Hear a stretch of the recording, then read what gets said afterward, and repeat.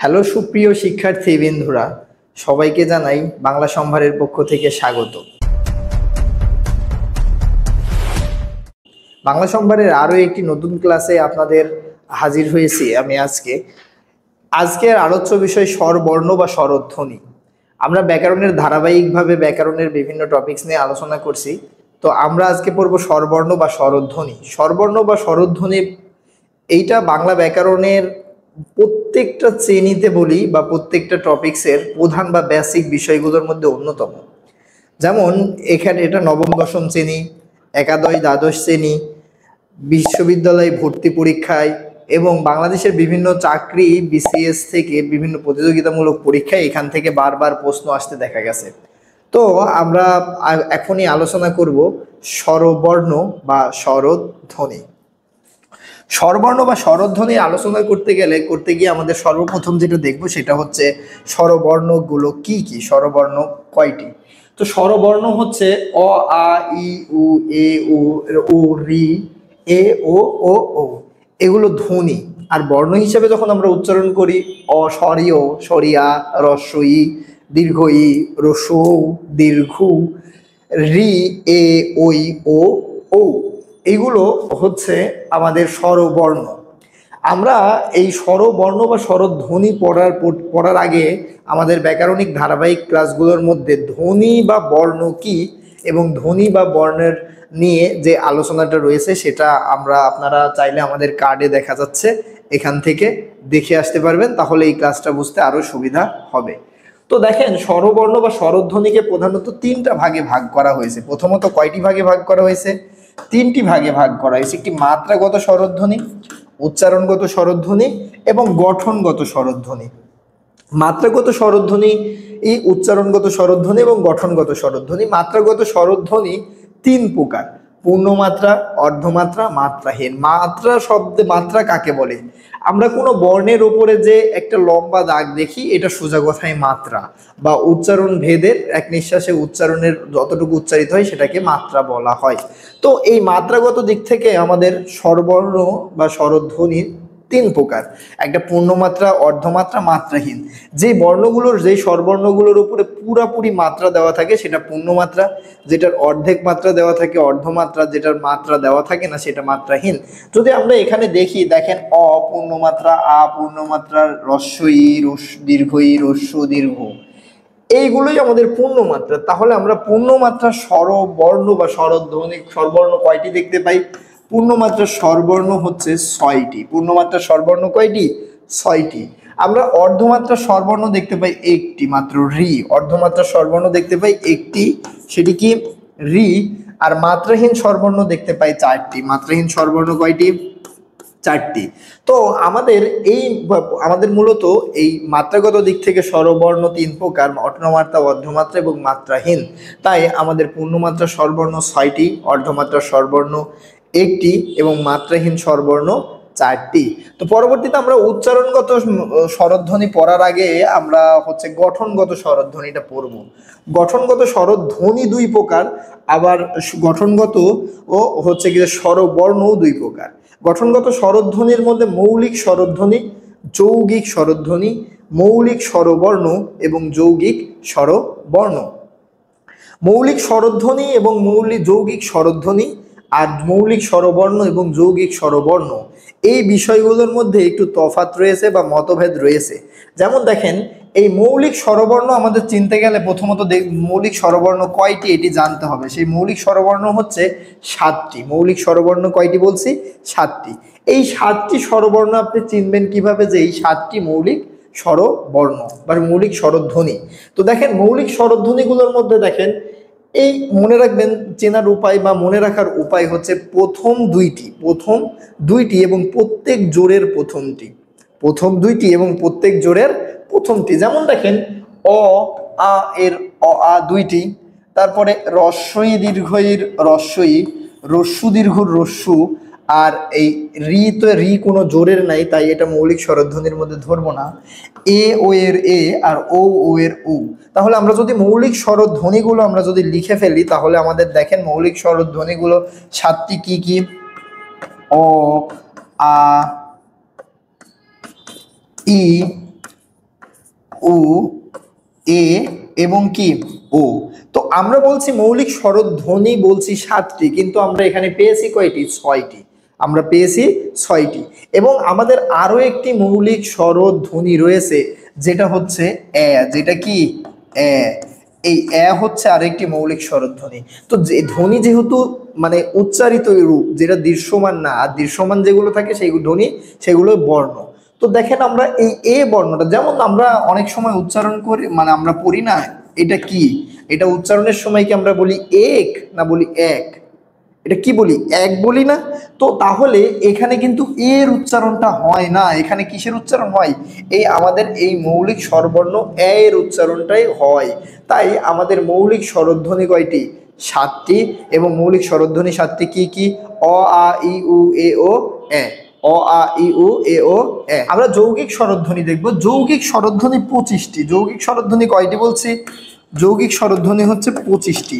এই যৌগিক স্বরধ্বনি 25টি কি কি?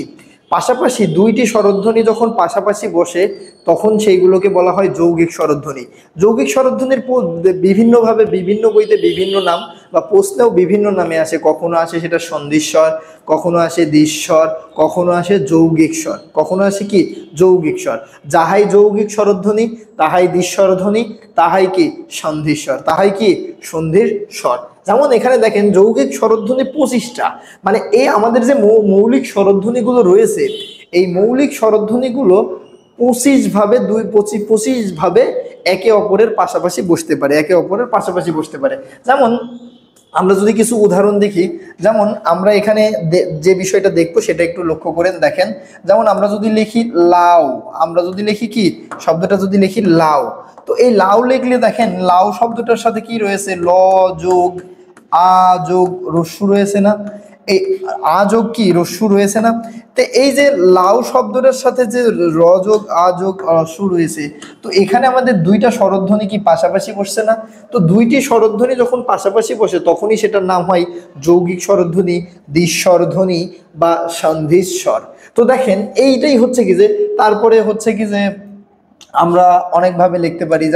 যেমন আমরা এখানে লিখতে পারি এই বই, লিখতে পারি কি? ব রস্বই বই। এই ব রস্বই বইয়ে কি আছে? ব যোগ অ যোগ রস্বই রয়েছে, অযোগ কি রয়েছে? রস্বই রয়েছে। তারপরে আমরা এভাবে লিখতে পারি হচ্ছে কি যে আমরা এখানে আরো লিখতে পারি হচ্ছে বউ, লিখতে পারি লোক করে মানে পাই, আর আমরা লিখি। যেমন দেখেন ব যোগ অ যোগ কি রস্যু, এখানেও দুইটা স্বরধ্বনি রয়েছে, দুইটা স্বরধ্বনি এখানে পরপর রয়েছে। তারপরে আমরা আরো লিখতে পারি ভাই। যেমন দেখেন ভয়া ভ, তারপরে কি আ, তারপরে কি রস্বই। তো এইভাবে আমাদের 25ভাবে স্বরধ্বনি পরপর বসতে পারে। 25ভাবে স্বরধ্বনি কি করতে পারে? পরপর বসতে পারে। তো দেখেন আমাদের, তাই আমরা এখানে লিখছি যে মৌলিক স্বরধ্বনি কয়টি? 25টি। মৌলিক স্বরধ্বনি কয়টি বলছি? 25টি। এখন দেখেন এই যৌগিক স্বরধ্বনি 25টি। এখন এই মৌলিক স্বরবর্ণ কয়টি? মৌলিক স্বরবর্ণ কয়টি? এটা দেখেন আপনারাই অ্যান্সার করতে পারবেন। এই যে 1 2 3 4 5 6, এই যে এখানে মৌলিক স্বরধ্বনি কয়টি? মৌলিক স্বরধ্বনি 7টি। কিন্তু এটা তো ধ্বনি, এই আয়ের কি এর কি দৃশ্যমান রূপ রয়েছে? নাই। তার কারণে আমাদের মৌলিক স্বরবর্ণ হচ্ছে 6টি। মৌলিক স্বরবর্ণ কয়টি? 6টি। এবং যৌগিক স্বরবর্ণ কয়টি? যৌগিক স্বরবর্ণ কয়টি? আমাদের স্বরবর্ণের কিছু কিছু বর্ণ রয়েছে, কিছু কিছু বর্ণ রয়েছে যে বর্ণগুলো দেখতে একটা মনে হয়, কিন্তু আসলে একটা না। যেমন একদিন মনে করেন একটা গল্প বলি আপনাদের। একদিন আমি সকালে ভোরের দিকে ঘুম থেকে উঠে রমনা পার্কে গিয়েছি হাঁটতে। রমনা পার্ক ঢাকার মধ্যে মানে একটা সবুজের অভয়ারণ্য বলা যায়, এই ইট পাথরের দেওয়ালের ঢাকা শহরে। তো এই রমনা পার্কে গিয়ে যেটা দেখলাম, যে মানে রমনা পার্কে যাওয়ার পরে আমি এই লেকের পাড় দিয়ে যখন হাঁটছি, তখন আমি ওই দেখতে পাইলাম তাল গাছ। দেখেন আপনারা, আমি দেখি যে লেকের পাড়ে একজন বসে আছে। লেকের পাড়ে কয়জন বসে আছে? একজন বসে আছে। তা একজন বসে আছে দেখে আমার চেনা চেনা মনে হচ্ছে। দেখে কি মনে হচ্ছে? চেনা চেনা মনে হচ্ছে। তো পরিচিত পরিচিত মনে হচ্ছে। তারপরে আমার কেন জানি না মনে হলো ওখানে বসে আছে আমার বান্ধবী অনামিকা। অনামিকা আর ইমন বসে আছে, অনামিকা আর কি বসে আছে, ইমন বসে আছে, অনামিকা আর ইমন। তো এই অনামিকা আর ইমন বসে থাকা দেখে যে দুইজনেই পরিচিত, তো আমি কি করলাম, একটু আগাই গেলাম, আগাই গিয়ে দেখি ও ওখানে অনামিকা আর ইমন বসে নাই, ও মানে ওখানে বসে আছে কে, অনামিকা, অনামিকা আর উত্তম বসে আছে, অনামিকা আর কি বসে আছে, উত্তম বসে আছে। এই অনামিকা আর উত্তম বসে আছে, তো তারপরে আমি আর আগাইনি, এমন দেখলে আপনারাও আর কি আগাবেন না। তো এই যে আমরা এখানে দেখলাম, ওই দূর থেকে দেখলাম একজন, দূর থেকে দেখলাম কি একজন, আসলে কি একজন ছিল না, ওখানে কতজন ছিল, দুইজন ছিল। কে কে ছিল বলেন তো, এই অনামিকার অ আর ইমনের কি ই। এই যে আমাদের তেমনি ভাবে স্বরবর্ণগুলোর মধ্যে অনেক স্বরবর্ণ দেখতে দূর থেকে দুই একজন মনে হলেও আসলে তারা একজন না, তাদের মধ্যে রয়েছে কি দুইজন। এই যেমন ভাবে দেখেন, এই অ আর রস্বই মিলে হয় কি ওই, আর অ আর রস্যও মিলে হয় কি, অ আর রস্যও মিলে হয় হচ্ছে ওই, ও। এখন দেখেন তো আমাদের এই যে আমরা আমরা শিখলাম যে যৌগিক স্বরবর্ণ, এখানে আমাদের যে স্বরবর্ণগুলো রয়েছে এই স্বরবর্ণগুলোর মধ্যে মৌলিক স্বরবর্ণ আমরা পেয়েছি 6টি, আর এই যে যৌগিক স্বরবর্ণ কয়টি, 2টি। যৌগিক স্বরবর্ণ কয়টি, যৌগিক স্বরবর্ণ 2টি। যৌগিক স্বরবর্ণ হচ্ছে কয়টি, 2টি। তো এখন দেখেন এই 2টি যে যৌগিক স্বরবর্ণ, এই স্বরবর্ণগুলোর মধ্যে আমরা যৌগিক স্বরধ্বনিগুলো করেছি না, যেমন এখানে দেখেন, এখানে আমরা লিখছি লাউ, সরিয়ার রস্যু লাউ, তারপরে লিখছি দেখেন হচ্ছে কি যে এখানে লিখছি কি যে আও, এই আও আও আও লিখছি, তারপরে এখানে লিখছি হচ্ছে কি এই মানে এখানে আমরা বউ শব্দটার মধ্যেও আমরা কি করছি, আমরা এখানে 2টা যৌগিক স্বরধ্বনি পেয়েছি। তো এখন অ্যাকচুয়ালি বিষয়টা বুঝেন, তো এই যে এই 2টা স্বরধ্বনি, এই 2টা স্বরধ্বনি এইগুলো যখন পাশাপাশি বসেছে, এগুলোর কি দৃশ্যমান কোনো রূপ আছে না, কিন্তু যখন আমরা এই বর্ণটা উচ্চারণ করি, এই বর্ণটার উচ্চারণ কি হয়, এই অ এর উচ্চারণ ও এর মতো হয়, আর এটার রসের উচ্চারণ ওই মতো হয়, তাহলে তখন এটার উচ্চারণ হয় কিসের মতো, ও এর মতো। এখানেও এর উচ্চারণটা হয় কিসের মতো, আমরা বউ এইভাবে লিখতে পারি না, বউ, তার মানে এটার উচ্চারণও কি এইভাবে দেখা যায়, এইভাবে কি করে দেখা যায়। তো এই যৌগিক স্বরধ্বনি 25টি, এই 25টি যৌগিক স্বরধ্বনির মধ্যে 2টি মাত্র যৌগিক স্বরধ্বনির দৃশ্যমান রূপ রয়েছে। সেই 2টি কি কি, সেই 2টির একটি হচ্ছে ওই, আরেকটি হচ্ছে কি ও, আরেকটি হচ্ছে ও।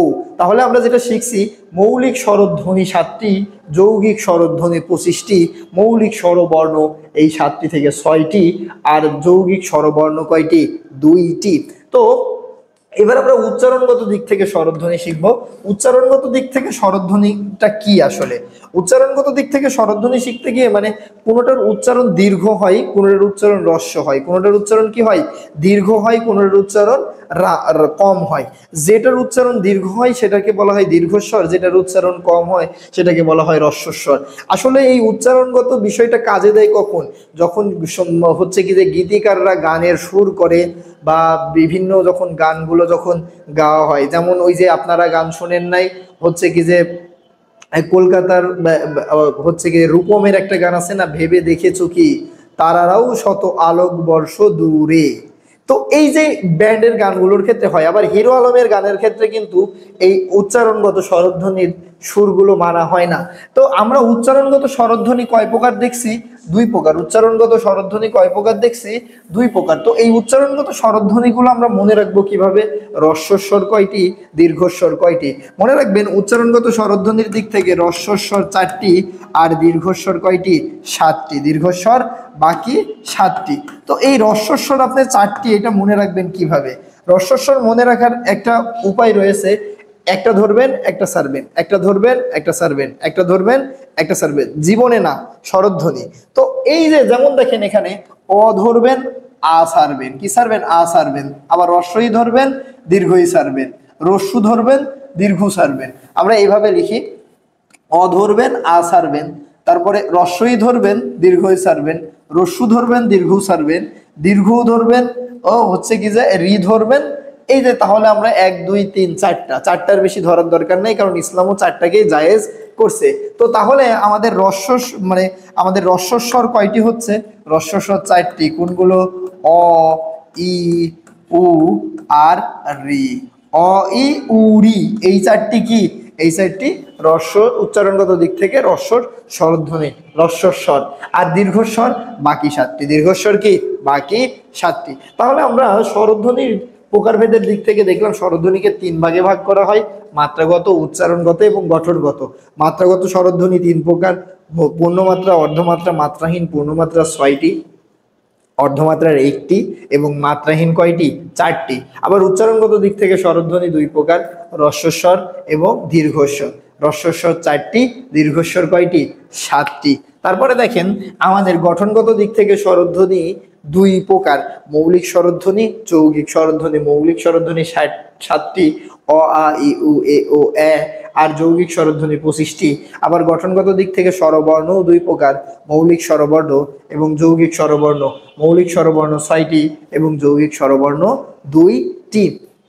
তো আমরা পরবর্তীতে স্বরবর্ণ গুলোর দিক থেকে আমরা যেটা দেখবো, আনুনাসিক স্বরধ্বনি। আনুনাসিক স্বরধ্বনি 7টি।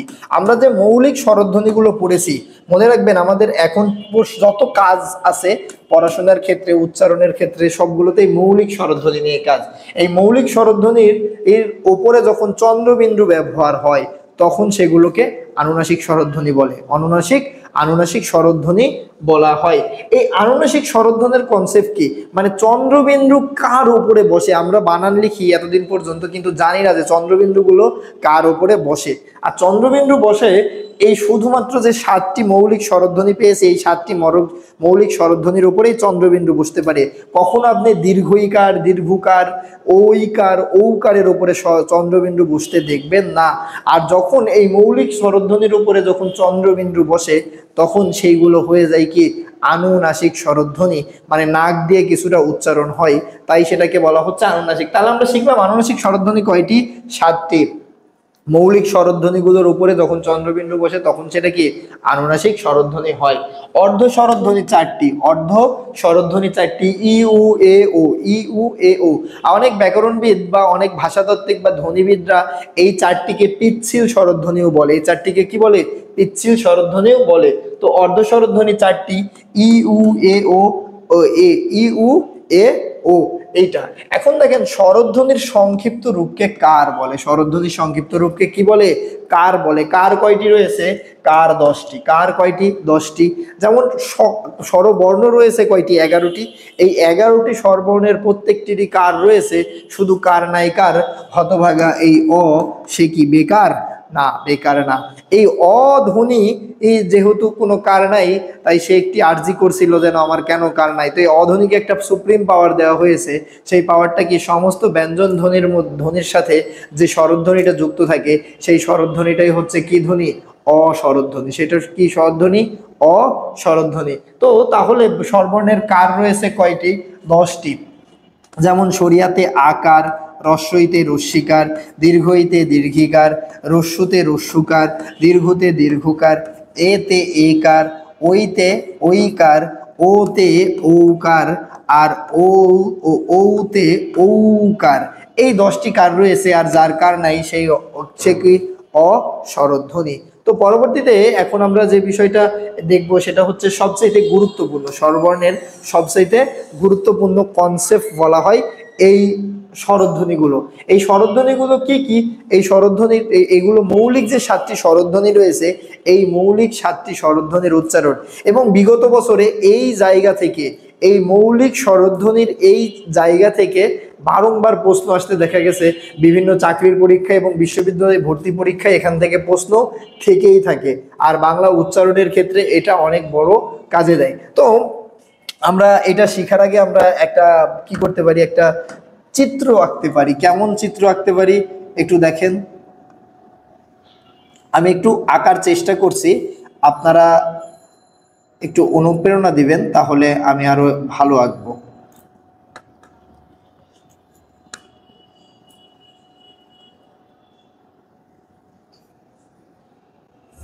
তো এখানে দেখেন, এই যে মানুষ, আমরা যখন কথা বলি, আমরা যখন কথা বলি তখন আমাদের এই মুখের শেপটা হয় কি, এই মুখের শেপটা কি আকৃতির হয়, এখানে একটু লক্ষ্য করেন, এইরকম ভি আকৃতির হয়। আমাদের মুখের শেপটা কি আকৃতির হয়, এই ভি আকৃতির হয়ে থাকে।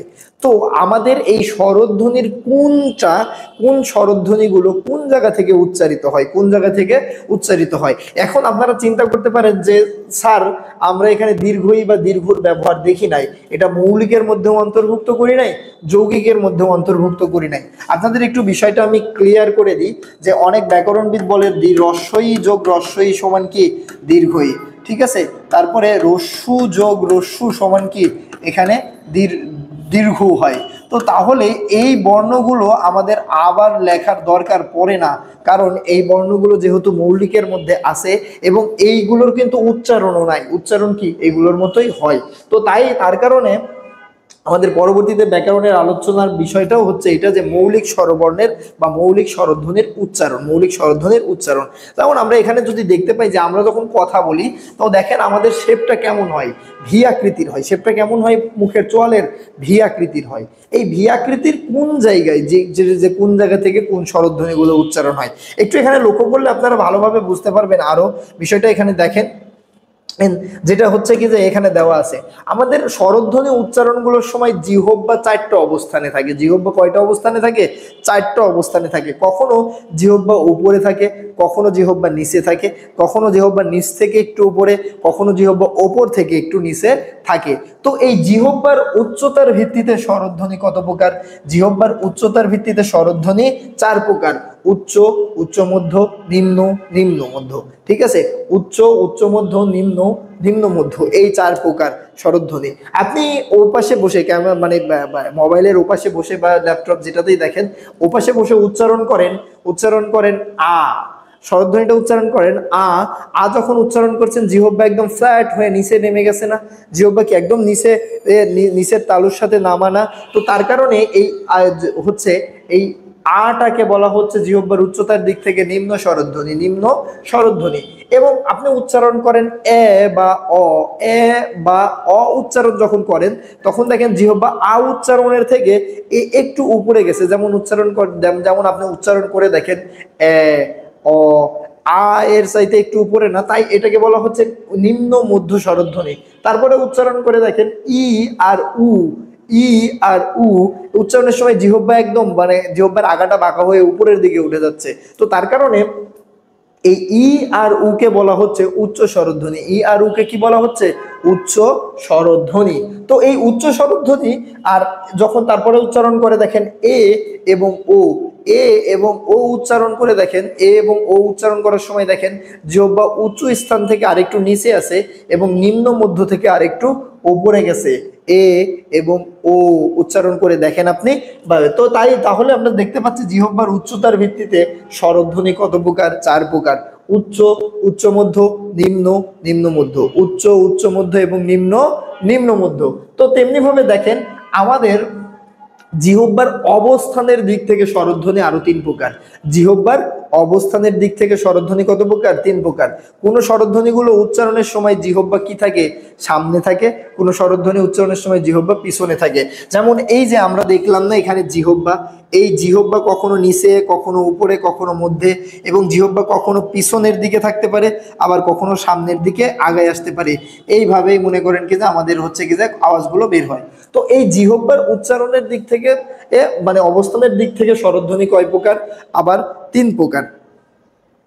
জিহ্বার উচ্চারণের দিক থেকে আমরা দেখেছি স্বরধ্বনি 4 প্রকার, আর জিহ্বার অবস্থানের দিক থেকে স্বরধ্বনি কত প্রকার, 3 প্রকার। কোন কোন স্বরধ্বনি উচ্চারণের সময় জিহ্বা পিছনের দিকে সংকুচিত থাকে, কোন কোন স্বরধ্বনি উচ্চারণের সময় জিহ্বা সামনের দিকে এগিয়ে আসে।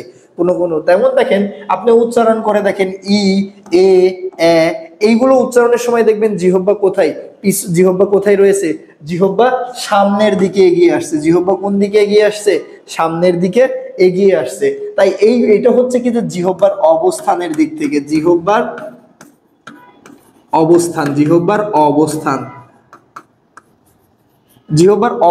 দিক থেকে জিহ্বা সামনের দিকে এগিয়ে আসছে। ই এ ই এ জিহ্বা সামনের দিকে আছে। আর যখন আ উচ্চারণ করছেন আপনি তখন জিহ্বা কোথায় আছে, মাঝখানে আছে। আ উচ্চারণের সময় জিহ্বা কোথায় আছে? মাঝখানের দিকেই আছে, বা জিহ্বা এক জায়গাতেই স্থির থাকে, তাই এটাকে বলা হয় মধ্য। কিন্তু আপনি উচ্চারণ করেন উ ও অ, জিহ্বা দেখেন একটু ভাঁজ হয়ে, আপনি চাইলে ওপাশ থেকে উচ্চারণ করে দেখেন, তাহলে আপনার বুঝতে আরো সুবিধা হবে। উচ্চারণ করে দেখেন উ ও অ, যখন উচ্চারণ করবেন তখন দেখেন জিহ্বা কি পিছনের দিকে সংকুচিত হয়ে যাচ্ছে।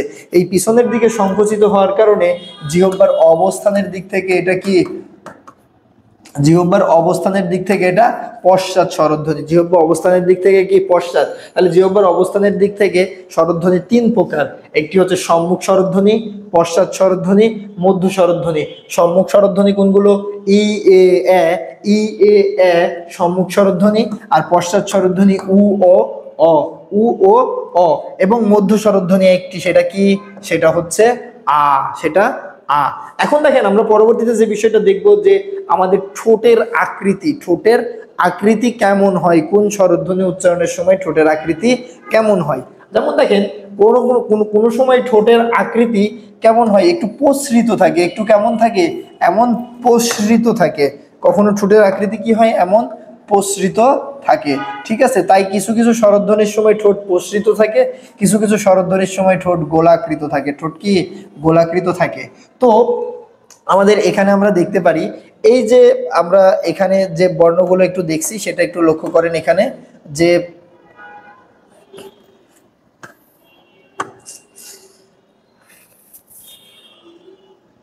আমরা এখানে যে বর্ণগুলো দেখছি একটু একটু লক্ষ্য করেন। এখানে এই যে এই বর্ণগুলো ই এ এ, ই এ এ, উচ্চারণের সময় দেখেন জিহ্বাটা মানে আমার ঠোঁটের আকৃতিটা ঠিক এমন, ঠোঁটের আকৃতিটা কেমন, এমন দেখা যাচ্ছে। ই এ এবং এ, এই এই ধ্বনিগুলো উচ্চারণের সময় ঠোঁটটা কেমন থাকছে, একটু প্রসৃত থাকছে, একটু কেমন থাকছে, প্রসৃত থাকছে। আর এই ধ্বনিগুলো উচ্চারণের সময় দেখেন ঠোঁট আবার কেমন থাকছে, ঠোঁট গোলাকৃত হয়ে যাচ্ছে। ঠোঁট কেমন হয়ে যাচ্ছে, গোলাকৃত হয়ে যাচ্ছে, এটার মতো হয়ে যাচ্ছে। যেমন উ ও অ, উ ও অ, এগুলো কি ঠোঁট গোলাকৃত, আর এটা কি ঠোঁট প্রসৃত। এটা কি ঠোঁট প্রসৃত, আর এটা কি ঠোঁট গোলাকৃত। এখন এই কোনটা প্রসৃত এবং কোনটা গোলাকৃত, এর ভিত্তিতে ঠোঁটের অবস্থানের ভিত্তিতে ঠোঁটের আকৃতির দিক থেকে স্বরধ্বনি কয় প্রকার? তিন প্রকার। ঠোঁটের আকৃতির দিক থেকে স্বরধ্বনি তিন প্রকার, একটা প্রসৃত আর একটি গোলাকৃত, একটি প্রসৃত আর একটি কি গোলাকৃত। এখন এই প্রসৃত স্বরধ্বনি এবং গোলাকৃত স্বরধ্বনি, এখন ঠোঁটের উন্মুক্ততার দিক থেকে স্বরধ্বনি দুই প্রকার। ঠোঁটের উন্মুক্ততার দিক থেকে কি স্বরধ্বনি আরো দুই প্রকার রয়েছে। যেমন আমরা দেখতে পারি এই দুই প্রকার কি কি, ঠোঁটের হচ্ছে কি যে উন্মুক্ততার দিক থেকে স্বরধ্বনি যে দুই প্রকার, এই দুই প্রকার কি কি আমরা দেখতে পারি। যেমন দেখেন এখানে লক্ষ্য করেন কোনো কোনো স্বরধ্বনি উচ্চারণের সময় ঠোঁট বেশি খোলে, আবার কোনো কোনো স্বরধ্বনি উচ্চারণের সময় ঠোঁট কম খুলে। যে যে ধ্বনিগুলো উচ্চারণের সময় ঠোঁট বেশি খুলে সেটাকে বলা হয় বিবৃত, আর যেটা উচ্চারণের সময় ঠোঁট কম খুলে সেটাকে বলা হয় সংবৃত। এই যে প্রথম দুই লাইনের যে স্বরধ্বনিগুলো রয়েছে ই উ এ ও, ই উ এ ও, এই ধ্বনিগুলো উচ্চারণের সময় কেমন থাকে, ঠোঁট কম খোলা থাকে। ঠোঁট কেমন থাকে, ঠোঁট কম খোলা থাকে, তাই এইগুলোকে বলা হচ্ছে সংবৃত স্বরধ্বনি, সংবৃত স্বরধ্বনি। আর এইটাকে বলা হচ্ছে কি সংবৃত। এগুলো ঠোঁট কম খোলা থাকে, এগুলো উচ্চারণের সময় ঠোঁট কম খোলা থাকে, তাই এগুলোকে বলা হচ্ছে কি সংবৃত স্বরধ্বনি, সংবৃত স্বরধ্বনি, সংবৃত স্বরধ্বনি। আর এই আ উচ্চারণের সময় ঠোঁট সবচেয়ে বেশি খোলা থাকে, তাই এটাকে বলা হচ্ছে বিবৃত স্বরধ্বনি, বিবৃত স্বরধ্বনি, বিবৃত স্বরধ্বনি। এখন দেখেন এখানে আমাদের এইটা যেহেতু বিবৃত স্বরধ্বনি, এটা নিম্ন মানে এটা নিম্ন, এটা নিম্ন মধ্য, তাই এটা বিবৃত হলে এটাকে বলা হচ্ছে অর্ধ বিবৃত। কি বলা হয়, অর্ধ বিবৃত, অর্ধ বিবৃত স্বরধ্বনি। আর এইটা হচ্ছে কি অর্ধ সংবৃত স্বরধ্বনি, অর্ধ সংবৃত স্বরধ্বনি, অর্ধসংবৃত স্বরধ্বনি। তাহলে আমরা কনসেপ্টটা ক্লিয়ার করতে পারছি যে এখানে আমরা স্বরধ্বনি বা ঠোঁটের আকৃতির দিক থেকে 2 ভাগায় আর জিহ্বার দিক থেকে 2 ভাগে। জিহ্বার উচ্চতার দিক থেকে স্বরধ্বনি 4 প্রকার: উচ্চ, উচ্চ মধ্য, নিম্ন, নিম্ন মধ্য। উচ্চ নিম্ন স্বরধ্বনি আ ও নিম্ন মধ্য এ অ, উচ্চ মধ্য কি এ ও, আর উচ্চ কি ই উ।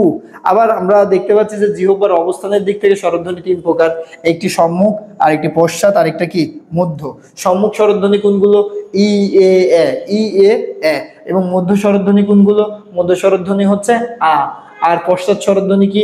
ই উ ও, ই উ, ই ও ও, ই উ, ই ও অ। ঠিক আছে। আবার আমরা দেখি ঠোঁটের অবস্থানের ঠোঁটের আকৃতির দিক থেকে স্বরধ্বনি 3 প্রকার। ঠোঁটের আকৃতির দিক থেকে স্বরধ্বনি কত প্রকার? 3 প্রকার: প্রসৃত, গোলাকৃত, আবার কখনো হচ্ছে কি যে মধ্য, কখনো কি বিবৃত। যেমন দেখেন প্রসৃত কোনগুলো? যেগুলো ঠোঁট মানে বেশি প্রসৃত থাকে, ই এ অ। আর গোলাকৃত কোনগুলো? উ ও অ, উ ও অ। আর হচ্ছে কি যে ঠোঁটের উন্মুক্ততার দিক থেকে আরো 2 প্রকার: একটা হচ্ছে সংবৃত, আর একটা কি বিবৃত। একটা কি সংবৃত, আর একটা বিবৃত। তো সংবৃত, অর্ধ সংবৃত, বিবৃত, অর্ধ বিবৃত। আমাদের এখান থেকে প্রশ্ন থাকে কিভাবে, নিচের কোনটি অর্ধ সংবৃত স্বরধ্বনি, নিচের কোনটি জিহ্বার ভিত্তিতে উচ্চ মধ্য স্বরধ্বনি, বা আমাদের অনেক সময় থাকে যে নিচের কোনটি উচ্চ মধ্য সম্মুখ স্বরধ্বনি। উচ্চ মধ্য সম্মুখ, তার মানে আমাদের উচ্চ মধ্য এবং সম্মুখ এখান থেকে। আবার অনেক সময় থাকে নিচের কোনটি নিম্ন মধ্য সম্মুখ প্রসৃত, নিম্ন মধ্য সম্মুখ প্রসৃত স্বরধ্বনি এ। তারপরে আমাদের আবার অনেক সময় থাকে হচ্ছে কি যে নিচের কোনটি যে উচ্চ মধ্য অর্ধ সংবৃত পশ্চাৎ গোলাকৃত স্বরধ্বনি। উচ্চ মধ্য অর্ধ সংবৃত, উচ্চ মধ্য অর্ধ সংবৃত পশ্চাৎ গোলাকৃত স্বরধ্বনি কোনটি? ও। তো এইভাবে আমাদের বিভিন্ন অ্যাঙ্গেল থেকে প্রশ্ন হয়। আশা করি আমি বুঝাইতে পারছি।